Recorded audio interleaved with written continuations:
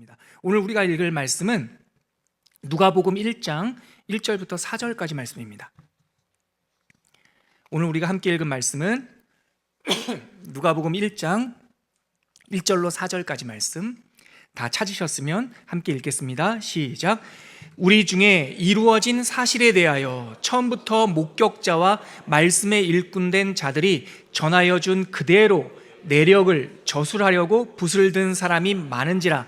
그 모든 일을 근원부터 자세히 미루어 살핀 나도 데오빌로 각하에게 차례대로 써보내는 것이 좋은 줄 알았노니 이는 각하가 알고 있는 바를 더 확실하게 하려 함이로다. 아멘. 교회 역사 신약 성경 편을 다루는 강좌가 있는지 모르겠습니다. 제가 유튜브나 다른 제가 찾을 수 있는 책들을 다 찾아봤는데 교회사의 신약 편만 따로 다루는 역사는 제가 찾질 못했어요. 그래서 참고 본문, 참고 성경 구절을 뭘로 삼아야 될까 할 때 잠깐 생각하다가 바로 말씀을 알게 됐어요. 그것이 바로 누가복음 이 1장 1절로 4절. 이 누가복음, 예수님의 복음서를 기록한 목적에 대해서 이 의사 누가는 기록하고 있는데요. 1절 내용은 이렇습니다. 우리 중에 이루어진 사실, 이건 뜬소문이 아닙니다. 신화도 아니에요. 예수는 역사이셨습니다. 이 사실에 대하여 처음부터 목격자와 그 말씀에, 그 이야기에 일꾼된 사람들이 전하여 준 그대로 그 내력, 그 이야기, 그리고 그 내력을 그대로 쓰려고 붓을 든 사람들이 많았다. 즉 기록한 사람들이 많았다라는 거예요. 이것을 듣고 누가도 처음부터 자세히 미루어 보아 이것을 다시 기록한다. 왜냐하면 데오빌로 각하, 이건 가상의 인물이기도 하고 실제 인물이기도 한데, 데오빌로라고 하는 말은 데오스라고 하는 하나님이라는 뜻과 필로스, 사랑이라는 뜻의 합성어인데, 즉 하나님을 사랑하는 그대에게 우리가 믿고 아는 바를 더 확실하게 하기 위해서 예수님의 이 내력, 이 이야기, 이 역사를, 예수님의 역사를 기록하는 것이 좋은 줄로 알았다. 이렇게 복음서의 기록 목적을 쓰고 있습니다. 이것은 우리가 지금 오늘 배울 신약 성경의 역사, 그 의미를 알려주는 아주 중요한 성경 구절입니다. 여러분들에게 나눠드린 강의안 1페이지를 보시면 제가 이 강의안의 첫 단락을 이렇게 시작했습니다. 지난 시간 약 1000년을 가로지르는 구약 성경의 역사와 달리 신약 성경은 그거의 10분의 1, 즉 100년 정도의 시간을 배경으로 합니다. 구약 역사서 12권은, 구약의 역사서는 창조시대나 족장시대 빼고 왕국시대, 역사시대의 시간을 1000년이라고 볼 수 있는데요. 근데 신약 성경은 그거의 10분의 1인 100년밖에 안 돼요. 그래서 저는 지난 구약 역사의 흐름을 따라온다면 신약시대의 역사는 딱 한마디, 그냥 신약시대 100년으로 하나로 묶어도 무방해요. 그런데 이 안에, 신약 성경 안에 예수님의 복음이, 그 내력이 너무나 풍성하게 담겨 있기 때문에 이 100년 정도밖에 안 되는 역사를 좀 나누어서, 그리고 여러분들이 신약 성경을 읽는 데 도움을 드리기 위해서 어떻게 이 구조를 나눠볼 수 있을까, 고민 끝에 찾았습니다. 여러분들 덕분에 저도 찾았습니다. 세 마디로 나누는 것이 신약 성경 역사에 좋겠다라고 제안을 하는데요. 그 신약 성경을 세 마디로 나누는 가늠자는 우리가 잘 알고 있는 성경의 이 엑스트라, 변두리 인물이라고 할 수 있는 헤롯 가문을 가지고 세 마디로 나눌 수 있겠다 싶어요. 여러분, 신약 성경을 읽다 보면 이 헤롯이라는 이름이 참 골치 아픕니다. 왜냐하면 구약 성경에 나오는 바로라고 하는 이름이나 아비멜렉, 블레셋 왕 아비멜렉처럼 이 헤롯도 가문, 패밀리 네임이에요. 그러니까 각자 개인의 이름이 아니라 김씨, 박씨, 최씨, 노씨 이런 것처럼 헤롯이라고 하는 가문의 이름이에요. 그래서 100년이라고 하는 신약 성경의 역사상 여러 대, 총 4대, 4대에 걸친 증손자까지 헤롯이라고 하는 왕들이 등장을 하는데, 다 성경에 몇몇 경우를 빼놓고는 헤롯 이래요. 그러니까 이 헤롯이 도대체 누구요? 이러면서 헷갈리게 된단 말이죠. 그래서 제가 그것을, 성경을 바꿀 수는 없고요. 성경은 기록된 그대로 번역을 해야 되니까 다른 부분, 예를 들어서 사도행전에 나오는 이거는 그냥 듣고 지나치세요. 좀 이따 다시 복습할 거니까. 사도행전 12장 야고보 사도를 순교시켰던 그 헤롯, 그때의 헤롯 왕이 유대인들이 좋아하는 걸 인기를 얻기 위해서 교회를 박해하고 야고보를 죽였다라고 하는 그 기록에 나오는 헤롯은 예수님이 태어날 때 유아 살해를 명했던 그 헤롯의 손자예요. 우리가 성경 일반 역사에서는 헤롯 아그리빠 1세라고 불리는 손자. 그런데 성경에는 이 사람도 헤롯이고 또 예수님 태어날 때도 헤롯이고 다 헤롯이니까 헷갈리죠. 오늘 제가 그거를 세상 역사랑 교차해서 조금씩 풀어드릴 테니까 굳이 암기할 필요는 없는데, 이 헤롯과 이 헤롯과 이 헤롯이 좀 다른 사람이구나, 이렇게 숙지만 한다면 성경의 큰 흐름을 우리가 좀 마디를 나눌 수 있지 않을까. 그리고 제가 오늘 영상 녹화하기 전에 잠깐 광고 드렸듯이 이렇게 세 마디로 나누는 것 자체가 목적이 아니라 그렇게 100년의 시간을 마디를 나눠봐서 그 가운데 성경 말씀을 읽는 데 도움을 얻는 거죠. 오늘 그것이 목적입니다. 계속 한번 읽어볼게요. 신약 성경을 읽다 보면 헤롯이라는 이름이 여러 곳에 등장합니다. 이 명칭, 이 호칭은 이두메 지역, 에돔 지방 출신으로서 서역 전환기, 즉 BC와 AD로 전환하던 그 시대에 살았던, 그 시대의 이 팔레스타인, 가나안 땅, 우리가 알고 있는 이스라엘 땅을 다스리던 통치자의 이름에서 비롯된 왕가, 패밀리 네임입니다. 우리가 흔히 헤롯 대왕이라고 부르는 인물에서 이 왕조가 시작되었고요. 그는 팔레스타인, 원래는요 토후 세력 중에 한 명이었어요. 에돔 사람으로서 그 동네의 족장 같은 사람이었는데요. 그 족장 중에 한 명이었던 헤롯 안티파테르, 이 사람도 부자였고 그 땅에서 실권이 있었어요. 근데 그의 둘째 아들 헤롯, 우리가 알고 있는 헤롯 대왕, 예수님 시대의 그 사람, 이 안티파테르라고 하는 아버지가 그 아들, 둘째 아들이 똘똘하니까 로마로 유학을 보냈습니다. 근데 사실 유학 겸 옛날 우리 삼국시대에서 있었던 기인 제도처럼 볼모로, 그러니까 각 지방의 귀족들이 반란을 일으키게 하지 않기 위해서 로마에서는 그의 아들을 볼모로 로마에 살게 했거든요. 누구 보낼까 하다가 둘째 아들을 보냈어요. 그 사람이 바로 우리가 알고 있는 헤롯 대왕이에요. 그래서 거기 있으면서 이 처세술이 좋고 정치력이 남달랐어요, 이 사람이. 그래서 로마의 볼모로 잡혀있고 공부하면서 귀족들하고 잘 사귀었어요. 그래서 이 사람이 나중에 자기 고향에 돌아와서 첫 번째 총독으로 임명을 받고 그 다음에 왕으로 임명을 받는 그 헤롯 대왕이 되는 거예요. 제가 좀 이따 다시 복습할 거니까요, 이 정도만 들어두세요. 그래서 이 헤롯으로부터 이 왕조가 시작되었어요. 이 가문, 즉 헤롯 가문은 헤롯의 아버지 안티파테르가 로마 황제 카이사르부터 유대 지역의 행정장관, 즉 세금을 거둘 수 있는 그 벼슬을 받아요. 그때서부터 이 가문이 이 복잡한 정치 무대, 이 가나안 땅의 왕으로까지 등극하는 정치 무대에 등장하기 시작한 거죠. 세 번째 단락 보시죠. 로마 정치권과 연을 닿았던 아버지의 후원을 받아 그의 아들, 둘째 아들 헤롯은 갈릴리 지역 총독으로 임명이 됩니다. 이게 BC 47년이에요. 예수님 오시기 47년 전에. 그런데 이 사람이 아주 술수가 좋으니까 반란군도 진압하고 세금도 잘 바치면서 그로부터 7년 후에 황제 아우구스투스, 세상 말로는요. 우리 강의 안에 나와 있는 인명은 다 성경에, 만약에 그 이름이 성경에 나오면 성경에 기록된 대로 제가 강의 안에 담았고요. 만약에 성경에 등장하지 않는 이름이다, 그러면 일반 역사에서 쓰는 그런 로마 표기법으로 했습니다. 그래서 아구스도라고 성경에 나와 있어요. 근데 우리가 세상으로 말할 때는 아우구스투스라고 하는, 그 사람에게 옥타비아누스죠. 이 옥타비아누스에게 왕으로의 임명을 받게 됩니다. 이 헤롯 대왕이요.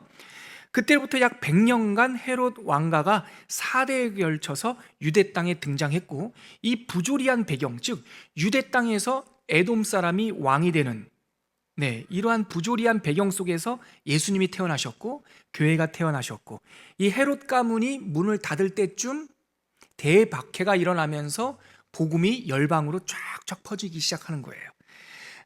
그래서 유대왕 헤롯, 이 헤롯 대왕, 제가 앞에는 헤롯 대왕이라고 말씀드렸지만 우리 강의 안에서는 앞으로 헤롯 대왕이란 말과 함께 유대왕 헤롯이라고 제가 표현을 할 거예요. 왜 그럴까요? 성경에 그렇게 돼 있어요. 그래서 제가 강의 안에서 유대왕 헤롯 그러면 헤롯 대왕을 생각하시면 됩니다. 그 첫 번째 왕, 이 유대왕 헤롯이 행한 대표적인 일로는 유대인들의 환심을 사기 위해서 예루살렘 성전을 재건한 일, 예수님께서 보고 저 금붙이 가증하다, 돌 위에 돌 하나도 남겨놓지 않고 무너지리라 했던 그 성전. 근데 예수님께서 활동하실 때는 그 성전이 아직 다 완성되지 않았어요. 계속 짓고, 저기 스페인에 있는 가우디 성당처럼 한 80, 70년에 걸쳐서 계속 지었어요. 네, 계속 읽을게요. 이 성전을 재건한 일과 또 예수님이 탄생할 때쯤에 유아 세례 명령 내린 것, 이것은 성경에만 기록되어 있는 이 유대왕 헤롯 대왕의 일 중에 하나입니다. 이때 헤롯이 했던 가장 세계사적으로도 기록되어 있는 헤롯 대왕, 유대왕 헤롯의 일 중에 하나가 성전 건축이라고 했지 않습니까? 이 성전 건축에 대한 기록이 유대 출신의 역사학자, 이 사람 이름 기억해 주세요. 강의 말미에 나옵니다. 요세푸스.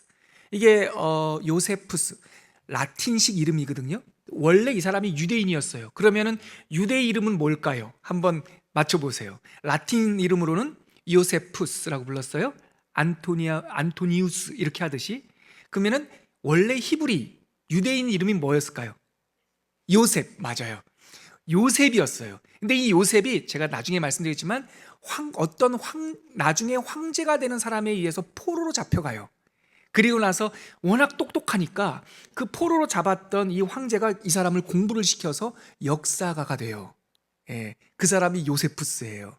이 요세푸스가 헤롯이 지었던 성전에 대한 증언, 이 기록을 유대 전쟁사라고 하는 역사책에 남겨놨어요. 이 사람 때문에 신약 성경의 역사가 세상 역사와 교차 이렇게 검증할 수 있는 증거가 된 거죠. 여러분, 예수님이 실제 역사 속에 있었으면, 이런 질문 자체가 여러분들에게는 좀 제가 어리석은 질문이긴 한데, 여러분, 예수님이 역사 속에 계셨죠. 태어나셨죠. 신화가 아니죠. 그거를 뭘로 증명하냐고요. 그 로마 제국이라고 하는 큰 나라, 수백만 명이 죽고 군세가 충돌하는 그 큰 나라에서 그 속지였던 팔레스타인, 거기서도 예루살렘 귀족도 아니고 나사렛에서 나왔던 목수 출신의 무명의 선지자, 그것도 우리는 33년 알고 있지만 예수님의 공생에는 무대 위에 등장하신 것은 딱 3년. 세상 역사가 이런 인물, 이런 무명의 인물을 누가 기억하겠냐고요. 그러니까 세상 역사책에는 예수님에 대한 기록이 없어요.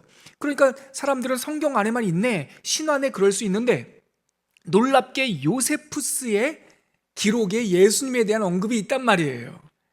그때 나사렛 출신의 한 사람이 예루살렘에서 십자가에 죽었는데 그는 자신이 하나님의 아들이라고 가르쳤고, 놀랍게 그 요세푸스 유대 전쟁사에 보면 그가 죽고 나서 3일 만에 예루살렘에는 그가 다시 살아났다라고 하는 해괴한 소문이 퍼졌다라고 하는 기록이 요세푸스 기록에 있단 말이에요. 저는 지금 전하면서도 전기가 바짝 받죠. 하나님께서 로마 장군의 포로가 된 요셉, 로마에서 공부한 요세푸스 한 사람의 역사가를 통하여 예수님의 흔적과 그 시대 복음서의 흔적을 적당히 알 만큼 남겨주셨다. 이것이 지난 우리 교리 시간 신론 배우면서 배웠던 뭐죠? 하나님의 섭리예요. 섭리. 하나님의 일반적인 특별한 섭리를 통해서 왜 마침 이 사람이 똑똑했고, 왜 똑똑한 이 사람이 왜 마침 역사가가 되었으며, 이 사람이 왜 이 책을 기록했냔 말이에요. 그리고 왜 갈릴리 출신의 목수, 사람들로부터 미움을 받아 십자가에 죽었던 그 사람의 이야기를 왜 그 세 네 줄을 기록했냔 말이에요. 신론에서 배웠던 하나님의 섭리를 이 역사를 통해서도 알 수 있는 거죠. 자, 계속 한번 읽어볼게요. 신약 성경의 배경이 되는 이 100년간의 역사는 바로 이 가문 헤롯의 인물을 가늠자로 삼아서 세 마디로 나눌 수 있다고 생각해요. 첫째 마디는 먼저 헤롯 왕조를 여는 유대왕 헤롯의 말년, 그가 BC 4년에 죽거든요. 그때 때가 참에 예수님께서 태어났어요. 이 지점에서 저 한번 보시겠어요? 여러분, 세상 역사를 구분하는, 그러니까 이 기원의 전환기, 서양 역사의 전환기를 우리가 예수님 오시기 전이라는 뜻으로 BC, before Christ. 그리고 예수님께서 태어난 이후, 이 영어잖아요. before Christ. 그러니까 불어 쓰는 사람이라든가 독어 쓰는 사람들이 왜 다 영어만 써? 그러다 보니 그러면은 그 다음에는 불어를 쓸까요? 독어를 쓸까요? 애매하지 않습니까? 그래서 라틴어로 했어요. 그 다음에는 두 번째가 아노 도미니라는 거예요. After my Lord라는 뜻이에요. 그러니까 나의 주님 이후라는 뜻이죠. 그래서 BC와 AD는 하나는 영어, 하나는 라틴어로서 기준점을 삼아요. 서역의 기준점. 이 기준점이 바로 예수 그리스도의 탄생이에요. 예수 그리스도의 탄생을 그 기준점을 세우던 그때 역사적 수준, 역사적 능력으로 그때쯤 잡은 거예요. 그래서 그때를 기점으로 AD 1년에서 지금이 AD 2024년인데 훗날 문서학, 고고학들이 발견되고 여러 그때까지는 몰랐던 여러 문서들이 발견되면서 이 헤롯 대왕이 죽던 해가 우리가 지금 쓰고 있는 그 서역의 기원 연도가 아니라 그로부터 4년 전에 먼저 죽었다라는 것을 후에 알게 된 거예요. 그래서 정말 아이러니하게 우리는 예수님이 태어난 이후 2024년이라고 날짜를 지금 세고 있지만 바꿀 수가 없어요. 이미 그렇게 쓴 지가 오래돼서.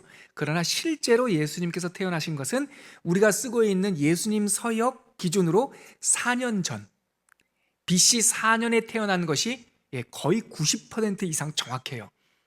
왜냐하면 티베리우스 황제의 그 즉위 연도 그리고 헤롯의 죽음 연도 이런 것들이 세상 역사책에 기록이 있기 때문에 헤롯이 죽던 해에 태어났단 말이죠. 그래서 BC 4년이에요. 그래서 그때를 한마디로 잡자고요. 딱 한마디. 우리가 신약 성경의 역사를 세 마디로 나눌 때 헤롯 대왕이 죽고, 즉 예수님께서 태어나던 그 해, 때가 참해, 그게 참마디예요. 그럼 두 번째 마디는 그가 죽고 그의 사랑하던 아들 한 명이 이어서 그 왕국을 계승하고 싶었는데 로마가 보니까 세력이 너무 커질 것 같아요. 그래서 한 사람에게 물려주지 않고 그 나라를 세 나라로 나누어서 다스리게 해요. 그것이 세 명의 분봉왕 시대예요. 이때 예수님께서 자라나셨어요. 나사렛에서. 그리고 그때 30살쯤 되셨을 때 역사의 무대에 등장하셔서 3년 동안 공적 생애를 사셨어요. 그래서 그 기간이 세 명의 분봉왕 시대, 예수님께서 자라나시고 예수님께서 말씀을 가르치던 복음 전파의 시대, 그 두 번째 마디로 보자고요. 복음서는 다 이 분봉왕 시대다 생각하면 돼요. 그럼 마지막 이 분봉왕 세 명의 시대가 끝나고 그의 대수로 보자면 그의 또 아들 뻘쯤 되는, 그러니까 헤롯 대왕의 손자뻘쯤 되는 3세대, 4세대가 등장해요. 그 사람들은요, 이 이름만 알면 돼요. 아그리빠. 풀네임은 헤롯 아그리빠 1세, 그의 아들 헤롯 아그리빠 2세. 이 사람들은 어떤 배경이 되냐면 복음이 전해지는 사도행전과 요한계시록이 쓰여지는 AD 96년까지 헤롯 아그리빠 2세가 다스리던 때예요. 그의 아버지 헤롯 아그리빠, 그냥 헤롯 뺄게요. 아그리빠 1세는 야고보 사도를 죽이는 첫 번째 순교자가 나오는 사건의 원인이었고, 그의 아들 아그리빠 2세는 훗날 바울이 신문을 받을 때 아그리빠가 와서 네가 미쳤구나 라고 얘기했던 그 사람이 바로 야고보 사도를 죽였던 그 아그리빠의 아들, 세상 말로는 아그리빠 2세. 이 아그리빠 2세만큼은 사도행전에서 헤롯이라고 부르지 않고 아그리빠라고 불려요. 그래서 이때를 세 번째 시대, 세 번째 마디 이렇게 보는 거예요. 자, 고개를 들고 저를 한번 보시죠. 이제 제가 강의안을 6페이지까지 만들었지만 강의안은 거의 안 볼 거예요. 오늘은 한 장의 슬라이드를 통해서 제가 지금 말씀드린 일을 다시 하나의 표로 보여드릴 건데요. 설명이 부족하면 강의안을 읽어보시면 되고요. 자, 그리고 오늘 시간이 만약에 제가 지금 진행되는 걸 보니까 시간이 남을 것 같지 않은데요. 뒷부분의 내용은 로마 황제들 이야기까지 재밌는 에피소드가 하나가 있는데 그것만 하나 말씀드리고요. 오늘은 한 장의 그림으로 보겠습니다. 자, 그림 슬라이드 보기 전에 다시 한번 보시죠. 신약 성경의 역사는 거의 정확해요. 몇 년이라고 보면 될까요? 100년. BC 4년에서 AD 96년까지, AD 96년에 헤롯 아그리빠 2세가 그 왕자에서 완전히 떠나거든요. 그러니까 거의 정확히 100년. 이 100년의 신약성경의 역사를 몇 마디로 나누겠다고요? 세 마디로 나누겠다고요. 첫 번째 마디는 BC 4년 딱 한순간 예수님께서 태어나시던 때가 참해, 즉 헤롯 대왕이 유아 살해를 하면서 예수님을 죽이려고 했던 그때가 제 첫 장면. 두 번째 장면은 그가 죽고 그의 아들 셋이 유대 땅을 분할해서 통치하던 세 명의 분봉왕 시대. 이때 예수님께서 나사렛에서 30년 동안 자라시면서 이때 무대에 등장하셔서 복음을 3년 동안 가르쳤던 이 때를 두 번째 마디, 세 번째. 그러면은 성경으로 말하면 이때가 사복음서. 마태, 마가, 누가, 요한복음은 이때. 그러면 나머지 세 번째 마디는 이 분봉왕 시대가 끝나고 그의 아들뻘, 손자뻘 되는 세대가 일어났으니 성경에서 아그리빠라고 말하는 고 패밀리, 아그리빠 1세와 아그리빠 2세, 이 사람들을 세 번째 장로라고 했을 때 성경으로 보자면 사도행전과 서신서와 요한계시록까지. 여기가 그래서 사도행전 읽고 요한계시록까지 읽을 때 혹시나 헤롯이란 말이 나오면 세 번째 마디 3세대 4세대 이야기이는구나 이렇게 생각하시면 됩니다. 그렇죠? 그리고 복음서 읽다가 예수님께서 설교하실 때 이 헤롯 땅, 헤롯 어떻게 보면 이 헤롯 대왕이 아니라 그 분봉왕들 이야기한다 이렇게 생각하시면 됩니다. 여기까지 이제 큰 틀 배웠죠? 이 정도면 충분한데 한 걸음만 더 나가자고요. 제가 지금까지 말씀드린 내용을 슬라이드로 만들어 갖고 왔는데요. 화면을 보시면서 여러분들 강의 안에도 있으니까 제가 좀 설명을 덧붙여 볼게요. 네, 화면 한번 보여주시죠. 슬라이드. 지금 헤롯 가문의 가계도를 통해서 우리가 신약 성경의 역사 100년을 볼 겁니다. 네, 일단 센서가 안 움직이네요. 눌러주세요. 예, 눌러주세요. 화면요. 예, 헤롯 대왕으로부터 시작이 돼요. 근데 아까 말씀드렸죠. 이 사람이 실권자로 이 가나안 팔레스타인 땅에 등장할 수 있었던 이유는 누구 때문이라고요? 그의 아버지 헤롯 안티파테르. 예, 한 번 더 눌러주세요. 지금 센서가 작동이 안 돼요. 이거 좀 해주시겠어요? 어떻게? 예, 저 아버지가 세금 징수관으로 무대에 등장하면서 돈도 모으고 세력도 모아서 저 헤롯 대왕을 키운 거죠. 그래서 헤롯 대왕이 최초의 총독이 됩니다. 이 사람이 그 왕으로 등극했던 시간, 이 사람이 살았던 그 시간, 통치했던 시간을 BC 37년에서 4년까지. 몰라도 돼요. 그냥 그냥 들어만 두시면 돼요. 예수님 오시기 37년에 그 옥타비아누스 아우구스투스한테 왕으로 임명을 받고 유대의 왕 노릇을 꽤나 오래 했어요. BC 4년까지. 네, 이 사람에게는요 5명의 아니죠. 이렇게 말씀드리면 안 돼요. 너무 제가 얕잡아 봤어요. 공식적으로 헤롯 대왕의 부인은 10명이었어요.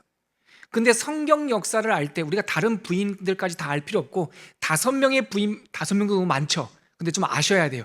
5명의 부인을 알면 성경 역사를 알 수 있는데요. 이 사람들이에요. 첫 번째가 한번 우리 보이시면 읽어볼까요? 첫 번째 부인이 도리스, 그 다음에 미리암느, 그 다음에 말다케, 그 다음에 클레오파트라, 마지막 미리암느. 이 이름만 봐도 이 여인들의 출신을 알 수가 있어요. 도리스는요 에돔 여인이에요. 일반적인. 근데 이 헤롯이 어디 출신이라고요? 에돔. 네, 에돔 출신이니까, 이둠의 출신이니까 사실 제가 소설적 상상력, 첫사랑이라고 생각하면 돼요. 도리스라고 하는 왕후가. 근데 두 번째 왕후, 여기 표에 나와 있는 두 번째 이름이 뭐예요? 미리암느, 미리암, 마리아. 유대인 같죠? 유대인이에요, 이 사람. 이 사람은요 하스몬 왕조라고요. 헤롯이 등장하기 전에 중간기, 다음 주에 배울 중간기에 유대 땅에 왕족이 하나 일어났었어요. 한 140년 정도 통치한 왕족. 그 왕족을 하스모니안 왕조라고 하고요. 수전절, 예수님 요한복음에 나오는 수전절이 이 왕조 때문에 생긴 거예요. 그래서 외부에 침략받았던 이 땅을 해방시키는 유대 독립전쟁을 일으켰던 마카비 운동을 통해서 이 사람이 왕이 돼요. 그래서 하스모니안 왕조는 유대 땅에 있었던 마지막 왕조예요. 그 왕조가 망하고 헤롯이 등장을 했는데 그 왕조의, 하스모니안 왕조의 공주가 바로 이 미리암이에요. 왜 결혼했을까요? 족보 때문에 결혼한 거예요. 유대인들의 환심을 얻기 위해서 공주와 결혼한 거죠. 세 번째 이름 보세요. 말다케. 좀 유대스럽지 않죠? 이게 말디스라고도 부를 수도 있고요. 그냥 라틴 발음으로 말하면 말다케. 사마리아 여인이에요. 이 여인 왜 결혼했을까요? 사마리아도요, 그 지역의 봉토국 중에 하나였단 말이에요. 그러니까 이 말다케도 사마리아 사람들의 환심을 사기 위해서 정략 결혼한 거예요. 그럼 네 번째, 클레오파트라. 그 10명의 왕후 중에서 순서대로 하면 5번째고요. 우리가 알아야 되는 표에서 보면 네 번째인데, 클레오파트라 어느 나라 사람 같아요? 이집트예요. 근데 혈통이 이집트는 아닙니다. 친애굽파 정치인들, 창씨 개명한 사람이에요. 그러니까 이 팔레스타인 살았지만 이 가문은 뭐냐면 친애굽파 출신의 권세자 클레오파트라하고도 결혼을 해요. 마지막 5번째가 또 미리암느죠. 이 사람은 시몬의 딸 미리암느, 동명이인이에요. 이 사람도 유대인이었어요.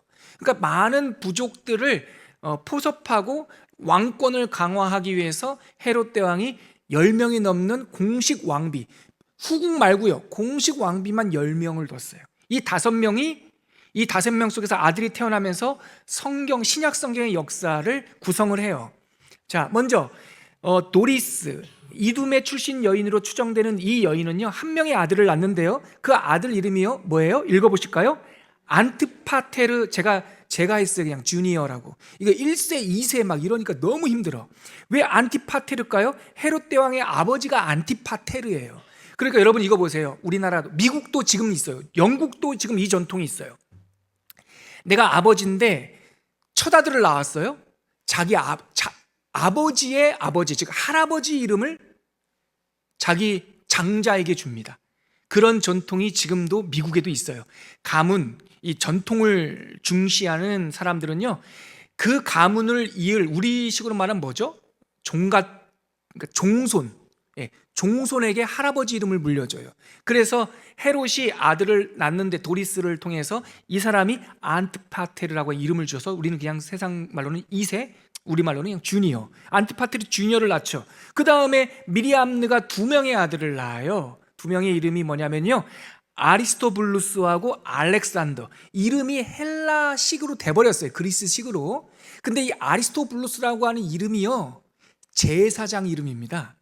알렉산더는요, 제사장이기도 하고요, 군사령관 이름입니다. 그러니까 왕족에서 2 아들을 낳는데 한 아들은 제사장, 그 외할아버지부터 내려오는 제사장권을 갖고 있는 이름, 딱 들으면 제사장 혈통인 걸 아는 아리스토블루스. 알렉산더는 제사장이 되기도 했지만 군사권을 갖는 그 이름을 이 2 아들에게 딱 줘요. 그러니까 헤롯 대왕이 생각할 때 내 아들이 아리스토블루스야, 그러면 제사장 가문과 결혼했다는 걸 그냥 알게 돼요. 그냥 필연적으로. 그래서 이 하스모니안 왕조, 미리암네의 조상을 보면 아리스토블루스 계열의 제사장들이 좀 있어요. 아무튼 2명의 아들을 낳아요. 그리고 말다케, 사마리아 출신 이 여인에게는요, 이 여인도 2명의 아들이 낳는데, 하나는 안티파스, 안티파테르가 아니라 파스, 안티파스와 아켈라오는 성경에 나옵니다. 성경에. 그래서 이 2 사람의 아들을 낳고요, 그 다음에 태어난 사람은 좀 마지막 미리암느라고 하는 여인, 유대 여인에게, 시몬의 딸 미리암느에게 빌립이라고 하는 아들이 나와요.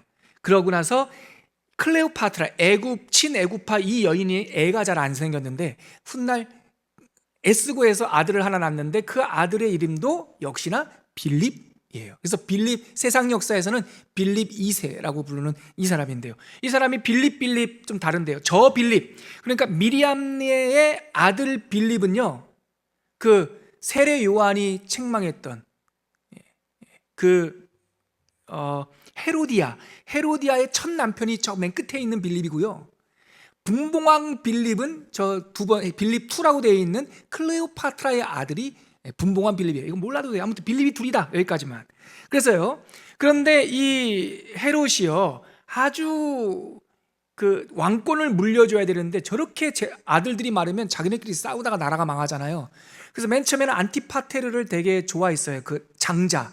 그런데 이게 영조 정조 그런 느낌처럼 이 안티파테르가 나의 도전자라는 생각이 들어서요, 좀 좋게 안 봤어요.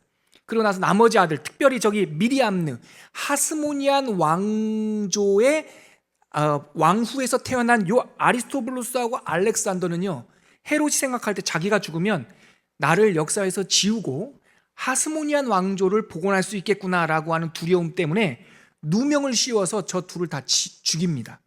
그게 바로 자기가 죽기 3년 전 BC 7년에 아리스토블루스도 죽이고 알렉산더도 죽이고 엄마 미리암느도 죽여요. 정말 궁중암투예요.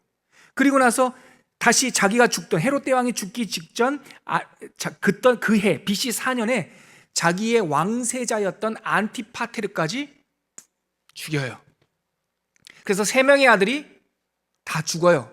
헤롯이 죽기 전에 아들이 다 죽고 왕비가 여러 죽어요. 그래서 그 당시에 회중, 그러니까 이 문중 세상 속에 떠도는 말이 미치광이 돼지였어요. 헤롯의 별명이 부인 죽이고 아들 죽이고. 그래 누가 남았어요? 말다케 사마리아 출신의 아들들이 남아가지고요, 그 3명의 아들이 바로 2명의 아들이 안티파스, 아켈레오, 빌립이에요. 근데 이 중에서 제일 사랑했던 왕이 누구냐면 아들이 누구냐면 아켈라오예요. 이 둘째, 말다케가 낳은 둘째 아켈라오를 참 사랑했어요. 그런데 거기 연대 한번 보세요. AD 6년에 죽어요. 그러니까 금방 죽어요. 근데 그냥 자연사한 것이 아니라 로마 제국에서 소환당해가지고요, 유배당해서 죽어요.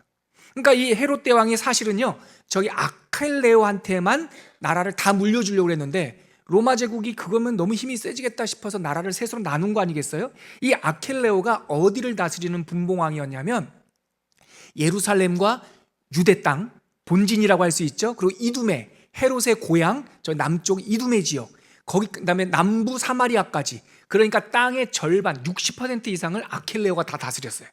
근데 로마가 그거를 지켜보겠냐고. 그래서 너 반역 모의가 있어, 너 소환 로마 해가지고 귀양을 보내요. 그리고 나서 거기서 죽어요. 그리고 로마는 이 아켈레오가 다스리던 예루살렘, 유다 땅, 이두메, 남부 사마리아까지를 직할 총독을 파견을 해요. 예. 그래서 보세요. 그러니까 헤롯 대왕이 있을 때는 자기 마음대로 사람들을 막 죽였잖아요. 아이들까지 죽였잖아요. 근데 예수님께서 십자가를 달리실 때 그 당시에 있었던 분봉왕이 예수님을 함부로 못한단 말이에요. 왜냐하면 그 당시에 생사여탈권은 예루살렘에 주둔하고 있던 로마의 총독, 전권 총독 빌라도에게 있었기 때문에. 그래서 빌라도가 예루살렘의 총독 관절을 두고 있을 때 예수님께서 십자가에 달리신 거예요. 그래서 아켈라오는 AD 6년에 권한을 다 잃고 폐위되고 죽고, 귀양 가서 죽고, 로마 황제가 예루살렘을 직할로 다스렸다, 총독. 그리고 나서 보세요. 안티파스하고 빌립, 그 사람들은 AD 34년 39년까지 살죠. 길게 살죠. 이 사람들은 분봉왕으로 그냥 있었어요. 조금 이따 지도 보겠지만 안티파스는 그 북쪽 갈릴리 땅, 헤롯 안티파스는 예수님이 살던 나사렛 땅을 다스리던 분봉왕이었어요. 헤롯 빌립, 이 사람은 그 갈릴리의 동쪽에 있는 산악지대를 다스리던 그 분봉왕이었어요. 그래서 예수님의 고향은 로마 군대 혹은 로마의 실권이 직접 미치지 않았어요. 거기는 분봉왕 안티파스가 있었어요. 그런데 예루살렘 오면 로마의 실권이 직접 미쳤어요. 그러니까 이 지형을 통해서도 예수님께서 복음을 전할 수 있는 배경을 만들어 주신 거죠. 역사적으로 보면. 그래서 저기 보면은 그러고 나서 그 안티파스도 39년도에 맨 처음에 빌립이 AD 34년 보세요. 클레오파트의 아들 빌립. 그리고 그 옆에 보면은 미리암의 아들 빌립 있잖아요. 요 사람의 이 동생, 배다른 동생의 부인 헤로디아와 투병 중에 있을 때, 빌립이 죽기도 전이에요. 투병 중에 있을 때 여기 보세요. 저기 아리스토블루스의 딸 중에 헤로디아 있죠. 헤로디아. 고헤로디아가 빌립 1의 부인이었어. 근데 안티파스가 그 부인, 동생의 부인을 자기 부인으로 삼고자 했어요. 사랑해서 그런 게 아니에요. 헤로디아와 빌립 사이에는 살로메라고 하는 딸 한 명이 있었는데 병들어 있는 자기 배다른 동생 빌립이 죽으면 그 봉지는 누구 거가 될까요? 살로메 거가 되죠? 그러면 살로메의 엄마가 자기 부인이잖아요. 땅을 가질 수 있겠다 생각한 거예요. 그리고 그 앞에 있는 빌립 2, 이 사람도 AD 34년에 죽잖아요. 그러니까 이 안티파스라고 하는 말데케의 아들 안티파스는 자기가 그러니까 자기가 존경하던 헤롯 대왕의 땅을 다 찾고 싶었던 거예요. 그래서 이런저런 꿍꿍이를 통해서 통일하고 싶었던 겁니다. 그래서 그 불법 결혼을 했던 거예요. 근데 그 불법 결혼을 지적했던 선지자가 누굽니까? 세례 요한이잖아요. 세례 요한이 이거 불법이다. 당신 동생이 죽지도 않았는데 당신의 부인을 그 동생의 부인을 부인으로 모시다니. 그러다가 이 안티파스는 그 세례 요한을 선지자로 알고 두려워했는데 그 빌립의 딸 헤로디아와 빌립의 딸 살로메가 이거 해야 되겠군요. 이 살로메가 춤추는 날 실수해가지고 안티파스가 뭐든지 다 해줄게. 그래서 사도 세례 요한이 순교하게 되는 거죠. 아무튼 그래서 이제 3세대로 가볼게요. 저희 갑자기 뜬금없이 아리스토블루스의 아들 아그리빠가 저쪽 계보란 말이에요. 그러니까 보세요. 말다케 셋째 부인 말다케의 아들 안티파스, 아켈레오, 빌립이 다 분봉왕들이 다 끊어질 때 뜬금없이 아그리빠라고 하는 사람이 등장하죠. 안티파스의 아들이 아니라 미리암느, 즉 하스모니안 왕가의 손자가 갑자기 등장하는 거예요. 저를 보시겠어요? 저 표를 보면 이거예요. 그러니까 헤롯 대왕이 죽을 때 왕권 투쟁이 일어났어요. 권력 다툼이 일어났는데 그때 가문이 유대 땅에서 제일 명문 가정이 이 하스모니안 왕가의 미리암의 아들들이었다고요. 근데 헤롯이 볼 때는 그게 너무 싫으니까 아들부터 다 죽였어요. 그리고 나서 사마리아 사람들의 아들들이 왕이 됐는데 절치부심하고 있었던 거예요. 그 미리암의 아들 아리스토블루스, 그러니까 그 아버지에 의해서 죽임을 당한 왕자의 아들, 그 사람이 아그리빠예요. 이 사람이 어디에 가 있었게요? 로마에 가 있었어요. 로마에서 그 할아버지 헤롯의 수완을 닮아가지고요 귀족들을 많이 사귀었어요. 그래서 빌립도 죽고 아켈라오는 이미 죽고 빌립 1도 죽고 2도 죽으니까 안티파스가 야, 그러면은 남아있는 분봉왕은 나밖에 없네. 그리고 빌립 1의 부인 헤로디아도 내 부인이고 빌립 1의 봉지도 그럼 내 거가 되고 이때 내가 한번 통일을 해볼까? 안티파스가 이럴 때 로마에서 유학하고 있던 아그리빠가 본국에 돌아와서 그 안티파스, 자기 삼촌이죠, 배다른 삼촌을 로마에 고소합니다. 그 인맥을 활용해서 유대 땅에 있는 안티파스 분봉왕이 황제를 거부하고 반란을 일으킬 계획을 갖고 있습니다. 그래서 로마의 원로원과 황제가 이 안티파스, 유일하게 남은 분봉왕을 38년도에 소환해서 로마로 압송시킵니다. 그리고 나서 그 자리에서 그곳에서 죽어요. 그러면 완전히 이제 누구도 없는, 분봉왕이 없는 이제 3세대 아그리빠가 새로운 별로 등장한 거죠. 그래서 처음에는 납작 낮춥니다. 그런데 로마에서 살면서 수많은 귀족들과 원로원들을 잘 알았지 않았겠어요? 자기 할아버지가 겪었던 단계대로 이 아그리빠가 성장합니다. 맨 처음에는 총독으로 임명을 받아요. 그 다음에 북쪽 갈릴리 땅, 예루살렘은 언감생신, 달라고 하면은 반역이라고 할까봐 북쪽 갈릴리 땅의 분봉왕으로 즉위합니다. 이 아그리빠가. 그러다가 그 옆에 있는 헤롯 2, 자기 작은 외삼촌이 다스리던 산악 지역도 분봉왕으로 그쪽도 딱 흡수해요. 결국은 이 예수님 십자가형 이후에 이 예루살렘까지 자기 수하에 다 노는 게 바로 이 아그리빠 1세예요. 그렇게 사람들의 인기를 얻고 그리고 예루살렘까지 다 포섭해서 내 영향권 안에 둘 때가 사도행전 12장.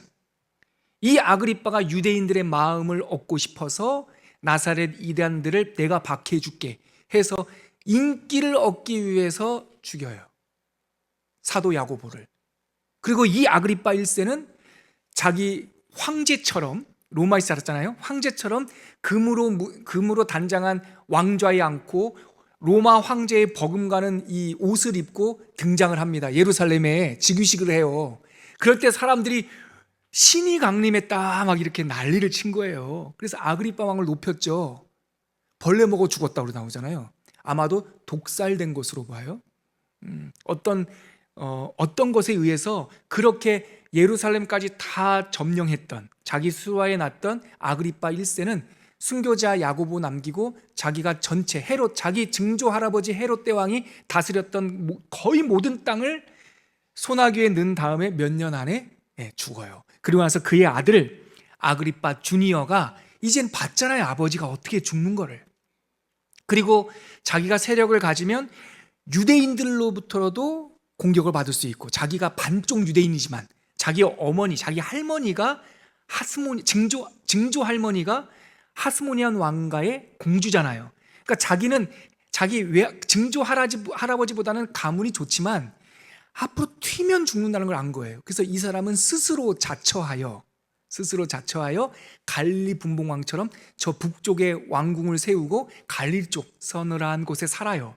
그리고 나서 이때, 그렇지만 공식적으로는 이 유대 땅은 누구의 관할입니까? 아그리빠 가문의 그 관할이에요. 그래서 로마 총독 관저가 예루살렘에 없고, 이때는 이 총독 관저는 예루살렘 동편에 있는 항구 도시 가이사랴에 있었던 거예요. 그래서 그때 부임하던 총독들이 사도행전에 나오는 벨릭스, 베스도, 이 사람들이 가이사랴에 들어오면 거기에 총독 관저를 두고, 그래서 바울을 종교범으로 체포했을 때 가이사랴로 압송하잖아요. 그리고 부임하면 예루살렘에 가서 종교 지도자들을 만나고, 왕은 아그리빠 2세는 그 예루살렘에 있어요, 없어요? 없어요. 이 사람은 처세술을 잘 안단 말이에요. 그래서 북쪽 갈릴리 지역에 있다가 인사드리고 왕은 못 보고 종교 지도자 사내들인 공회원만 보고 다시 가이사랴로 갔더니, 그제서야 아그리빠 2세가 그의 그 여동생이자 같이 살았던 부인, 그러니까 이 근친혼처럼 혼인을 할 수 없고, 버니게라고 있죠, 동생. 이 버니게가 여동생인데 왕비처럼 데리고 다녔어요. 그러니까 하여튼 해괴한 왕조가 4세대가 됩니다. 그래서 버니게를 대동해서 사도 바울이라고 하는 사람이 가이사랴 거기에 잡혀있다는 얘기 들고, 또 새로운 총독 베스도가 부임했다는 얘기를 듣고 찾아오죠. 그래서 사도 바울을 신문하다가, 야 바울아, 너의 지식이 너를 미치게 하는구나 얘기했던 그 사람이 바로 이 사람. 이해되시죠? 그리고 옆에 보니까 드루실라라고 하는 또 여동생이 있죠. 이 주니어, 아그리빠 주니어는 이 드루실라를 벨릭스라고 돼 있는 게 벨릭스와 결혼했다는 뜻이거든요. 그러니까 여동생이 둘 있는데, 둘째 동생은 전임 총독의 부인으로, 그의 누이이자 동생인지 누나인지 모르겠지만 버니게는 자기의 부인처럼, 하여튼 괴상한, 그러니까 믿을 사람이 혈통밖에 없다, 하여튼 이런 두려움과, 결국은 이 사람 때 이 헤롯 왕가가 끝나는데요, 이 사람이 끝날 때가 AD 96년에서 100년 사이인데요, 이 사람이 한 가장 나쁜 짓이 뭔지 아십니까? 성전을 무너뜨리도록 문을 열어준 사람이 이 사람입니다. AD 70년에 유대 전쟁이 일어나요. 독립전쟁이. 그러자 그 당시에 군인이었던 티투스라고 하는 로마 군인이 그 유대 독립전쟁을 진압하기 위해서 예루살렘을 들어옵니다. 이 티투스가 나중에 황제가 됩니다. 로마 황제. 티투스가 들어올 때 이 어리석은 아그리빠 주니어가 백성들을 항전하지 못하게 하고 내부에서 반란을 일으키고 문을 열어주고 예루살렘 성전을 허무는데 앞장섭니다. 나중에 이 나라가 망할 때 백성들은 다 흩어지고 마사다 항전이라고 최후의 항전을 벌이는데, 유대인들이 유대 독립전쟁 하다가 완전히 이제 민족이 전 세계로 흩어지는 대재난의 시대에 로마로 화려한 배를 타고 도망가는, 이럴 때는 놈이란 말 써도 될까요? 도망가는 자가 이자입니다. 백성들은 마사다 항전을 일으킬 때 가이사랴 총독의 항구에서 로마의 배를 타고 황금과 은과 온갖 귀중한 것을 싣고 로마로 도망가는 놈입니다. 이 놈이. 그리고 나서 헤롯 왕가는 끝나고 그 팔레스타인 땅에 그 이후로부터 약 2000간 디아스포라, 흩어지는 유대 시간을 살게 되죠. 자, 그래서 지금 아그리빠 1세가 안티파스를 공격하는 것을 제가 화살표로 그렸고요. 이 사람이 44년까지 다스리다가, 그러니까 예루살렘까지 다 그러니까 합쳤다가 44년에 독살, 성경의 기록대로 하면은 벌레 먹어 죽어요. 그러면서 그의 아들, 그에게 3명의 자녀가 있었는데 그의 아들 아그리빠 주니어가 44년에 왕으로 등극하고 유대인의 왕으로 등극하고 100년까지 96년까지 다스리게 됩니다. 그래서 여러분 이거는 이제 지금까지 말씀드렸던 표고요. 자, 우리가 여기에 담아야 될 건 이거죠. 이겁니다. 보세요. 네, 바로 그 헤롯 대왕, 그게 파트 1 첫 번째 마디 때가 참해. 이때 예수님이 탄생하고 마태복음 2장 1절 유대와 유대왕 오타입니다. 유대왕 헤롯의 때에, 바로 저 사람 때를 말하는 거고요. 그때 가이사 아우구스투스 옥타비아누스가 영을 내려 호적하라고 했다, 인구조사하라고 했다. 그 얘기가 바로 요때입니다. 그리고 두 번째 마디는 바로 이 세 명의 분봉왕 때죠. 이때가 복음의 시작, 예수님이 성장하고 그러니까 마태복음 2장 22절에 보면, 마태복음 2장 22절, 시간이 다 되니까 제가 지금 좀 급해졌어요. 찾아볼까요? 그냥 그것만 찾아보시죠. 예, 마태복음 쉬우니까 2장 22절, 성경에 이 아켈레오 이름이 나옵니다. 22절, 마태복음 2장 22절 다 찾으셨으면 2장 22절 마태복음 같이 한번 읽어볼까요? 시작. 그러나 아켈라오가 그의 아버지 헤롯을 이어 유대의 임금됨을 듣고 거기로 가기를 무소하더니 꿈에 지시하심을 받아 갈릴리 지방으로 떠나가. 이 예수님, 그러니까 애굽으로 피난 갔던 예수님이 헤롯이 죽었다는 얘기를 듣고 천사의 환상을 따라 이스라엘로 돌아가려고 했는데 그의 아들 아켈레오가 예루살렘의 왕이 됐다는 얘기를 듣고 갈릴리 지역, 즉 안티파스가 다스리던 분봉왕으로 다스리던 그 지역으로 피난가 나사렛에 살았어요. 이것도 예언입니다. 나사렛 사람이라 불리우리라 라고 했던 예언이 이렇게 역사 속에서 성취되는 거죠. 그래서 아칼레오는 죽고 그 다음에 그 누가복음 3장 1절에 보면 예수님이 성장하신, 우리 표 다시 보여주세요. 아까 그 표요.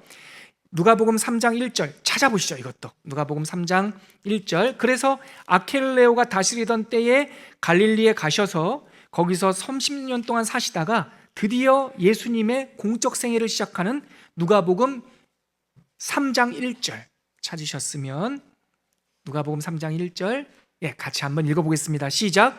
디베리오 황제가 통치한 지 15째 해 곧 본디오 빌라도가 유대의 총독으로 이 헤롯이 누구냐면 헤롯 안티파스, 여기서도 헤롯이라 나오는데 아버지 헤롯 아니에요? 헤롯 안티파스 갈릴리 분봉왕으로, 그의 동생 빌립이 이두레와 드라고니 지방의 분봉왕으로, 그리고 루사니아라고 하는 생소한 이름이 나오는데 그 사람은 유대의 땅 아니고 저 변방, 그러니까 루사니아까지는 알 필요 없고 헤롯 안티파스가 갈릴리 분봉왕으로, 동생 빌립이, 즉 클레오파트라의 아들 빌립이 이두레와 드라고니, 즉 북동쪽 산악지대의 분봉왕으로 다스릴 때, 특히 본디오 빌라도가 유다의 직할 총독으로 있을 때 예수님께서 광야에서 사역을 시작했다, 그 얘기입니다. 그림 그려지시죠? 그려지시길 바랍니다. 아무튼 그래서 이제 세 번째 마디는 이 3세대 4세대라고 할 수 있는, 이거는 이름 외우기가 쉬운 아켈라오 1세, 아켈라오가 아니라 아그리빠 1세, 아그리빠 2세, 이 사람 때에 복음이, 사도행전 이야기가 진행이 됩니다. 이 세 마디만 알아두시면 되고, 이왕 성경 찾았으니까 아그리빠 1세 이야기 한번 읽어보죠. 사도행전 12장 1절. 여기서는 헤롯이라고 나와요. 근데 그 사람이 아그리빠 1세예요. 사도행전 12장 1절 찾으셨습니까? 자막 보시면서 같이 읽어볼게요. 사도행전 12장 1절 시작. 그때에 헤롯 왕이 손을 들어 교회 중에서 몇 사람을 해하려 하여 2절 요한의 형제 야고보를 칼로 죽이니 3절 유대인들이 이 일을 기뻐하는 것을 보고 베드로도 잡으려 할세 때는 무교절 기간이라. 지금 여기가 예루살렘이잖아요. 예루살렘에서 함부로 사람을 죽여? 이거는 예수님 때도 못했던 거잖아요. 이때 헤롯이 누구냐면 아그리빠 1세. 안티파스 삼촌부터 다 축출하고 자기가 갈릴리 지역, 북쪽 산악 지역, 심지어 유대 땅까지 실권을 장악했을 그때에 유대인들의 환심을 사기 위해서 야고보를 죽이는 일을 하는 거죠. 아그리빠 1세. 아그리빠 2세의 장면 한번 볼까요? 사도행전 25장 13절. 두 번째 총독 베스도가, 사도행전에 나오는 두 번째 총독 베스도가 부임했을 때 사도행전 25장 13절 찾으셨습니까?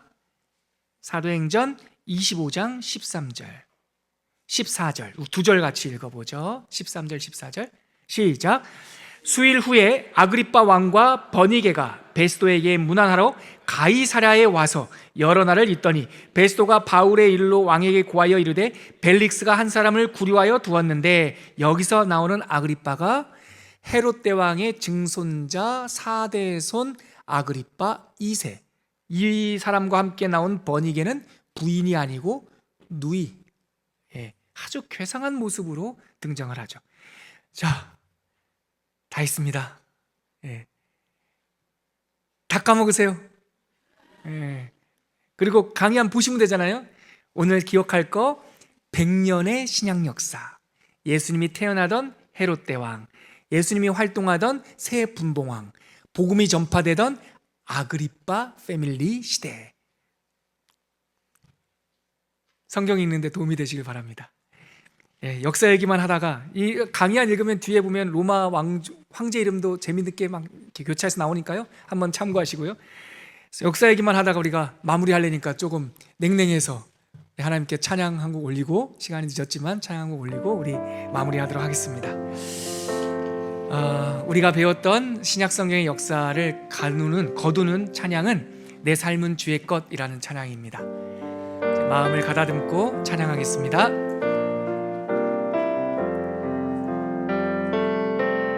주님 내 길을 잘 아시고 내 걸음 아시네. 어둠에서 빛을 내시는 그분을 믿네. 무엇으로 주를 섬길지 어디로 가야 할지 헤매이는 나를 아시고 길을 여시네. 내 삶은 주의 것, 내 삶은 주의 것, 내 삶은 주의 것. 온전한 신뢰를 주께 드리네. 보이지 않아도 믿음으로 걷네.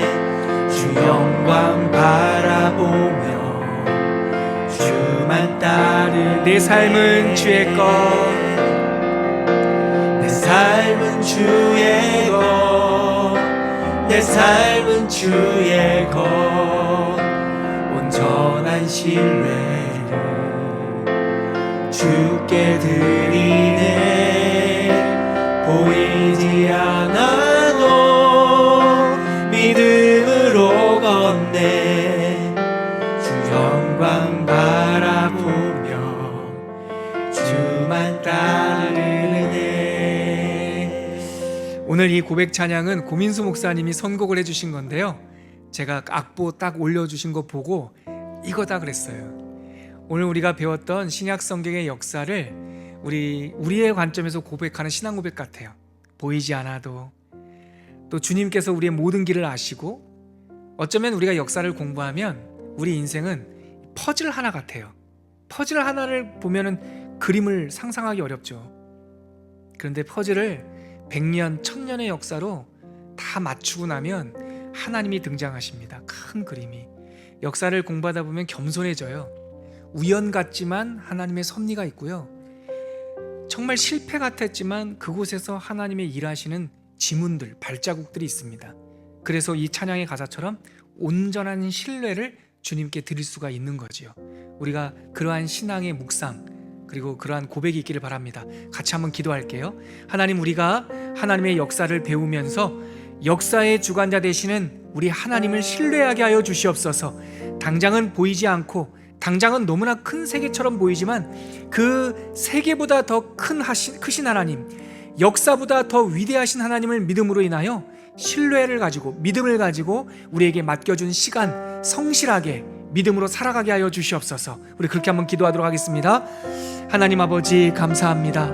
신약 성경의 100년의 역사를 이 시간에 우리가 압축해서 한번 공부했습니다. 이 공부를 통해서 우리가 만나는 것은 역사의 주관자 되신 하나님이십니다.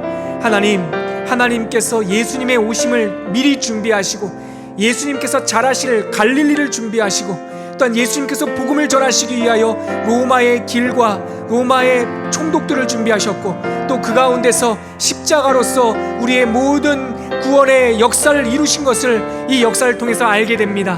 하나님 아버지, 우리가 온전한 신뢰로 역사의 주관자 되신 하나님과 동행하게 하여 주시옵시고 그저 흘러가는 시간이 아니라 역사의 한 퍼즐처럼 하나님께 온전히 헌신하여 드리는 믿음의 사람들 될 수 있도록 인도하여 주시옵소서. 하나님 아버지, 역사를 공부하면서 감격과 하나님의 신묘막측함을 다시 한번 우리들의 마음에 담습니다.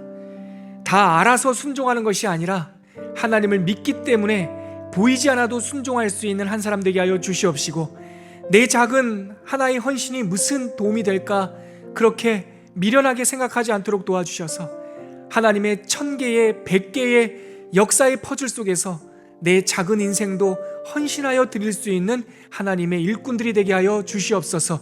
지키시고 이끌어 주실 줄 믿사옵고 예수님의 이름으로 기도합니다. 아멘.